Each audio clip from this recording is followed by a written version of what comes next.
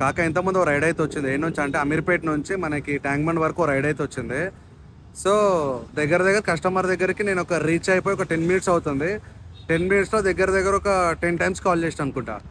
ఆయన ఏంటంటే ఈ ఐఫోన్తో ఫోన్ చేసిన, నార్మల్ ఫోన్తో ఫోన్ చేసిన, మన ర్యాపిడో యూజ్ చేస్తుందో రెండు నెంబర్లతో ఫోన్ చేసిన, రెండు నెంబర్లు రెస్పాన్స్ కాలే. సర్లే అని చెప్పేసి రైడ్ క్యాన్సిల్ చేద్దాం అనుకున్నా. సో అట్లా కొంచెం ముందుకైనా మెల్లగా వస్తున్నాడు కస్టమరు. అన్న ర్యాపిడో అన్న అంటే అవును బ్రో అన్నాడు. మరి ఏమైందన్న 10 సార్లు ఫోన్ చేసిన రెస్పాన్స్ వేస్తలేవంటే ఫోన్ సైలెంట్లో ఉంది బ్రో అన్నాడు. అన్న రైడ్ బుక్ చేసుకున్నావు కదా, నువ్వు ఫోన్ సైలెంట్ ఎందుకు పెట్టుకున్నావు అంటే, పెట్టుకున్నా భయ్ ఇప్పుడు ఏం చేస్తావు అంటే నాతో ఆర్గ్యుమెంట్ పెట్టుకుంటే ఏం చేయాలి చెప్పు. మరి అమ్మ ఇట్లా కూడా చేస్తారా, రైడ్ బుక్ చేసుకొని ఫోన్ లేపకుండా సైలెంట్ పెట్టుకోవడం.